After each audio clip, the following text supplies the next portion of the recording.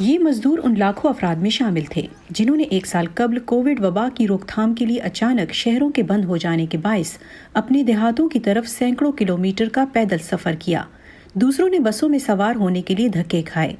इस कदर बड़े पैमाने पर लोगों के इनखला ने एक इंसानी बहरान को जन्म दिया। दूसरी जानिब देहातों में भी जिंदगी कोई आसान नहीं थी।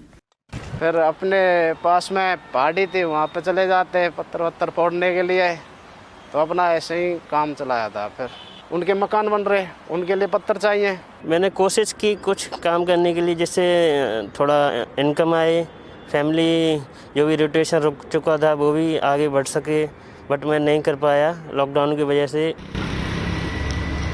भारत के कई माह तवील शटडाउन ने मुल्क में बड़े पैमाने पर बेरोजगारी को जन्म दिया। दही इलाकों से आने वाले ये मजदूर बड़े शहरों में छोटे छोटे काम करके मईशत का पहिया चलाने में अहम किरदार अदा करते हैं। यही वजह है कि बड़ी मईशतों में से आपने सिर्फ भारत ही में बड़े पैमाने पर शहरों से दही इलाकों की तरफ नकल मकानी देखी। आपने अमेरिका, बरतानिया या चीन में बड़े पैमाने पर हिजरत नहीं देखी, क्योंकि उनके पास इतना बड़ा गैर मुनज़्ज़म शोबा नहीं है। इसीलिए वहाँ इस तरह की गुर्बत नहीं है जो भारत में पाई जाती है। यही वजह है कि भारत खास तौर पर सख्त मुतासिर हुआ। अरुण कुमार कहते हैं कि भारत के बदतरीन माशी बहरान ने जंग से ज्यादा मुश्किलात पैदा की। जंग में हर कोई लड़ने में मसरूफ रहता है, जंग की तैयारी करता है, लेकिन चूंकि यहाँ लोग काम नहीं कर रहे, लिहाजा बेरोजगारी है, और यही वजह है कि मईशत बहुत तेजी से जवाल का शिकार हुई। शहरों के दोबारा खुलने के बाद बहुत से लोग रोजगार की तलाश में वापस आ गए हैं, लेकिन वबा से शहरों में तब्दीली आई है। कमल सिंह ने अपनी टैक्सी फरोख्त कर दी। घर से काम करने के लिए नए मामूल का मतलब ये था कि उन्हें बहुत कम गाहक मिले। पूरे दिन घूमते रहते हैं, 100-150 किलोमीटर चलाते हैं, वो मीटर चलाते हैं किलोमीटर, जब जाके 1800 का काम निकलता है तो उतना खर्चा हो जाता है, उतना ही कमाते हैं।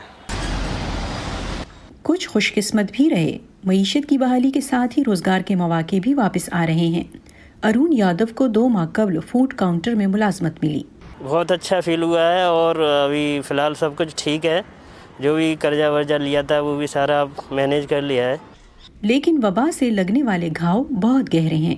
मन में एक डर लगा रहता है मैम कि अगर कोई ऐसी फिर दोबारा प्रॉब्लम आएगी तो फिर कैसे मैनेज करेंगे। अभी तो चलो छोटी फैमिली है, आगे फिर बढ़ जाएंगे तो और ज़्यादा दिक्कत आएंगी।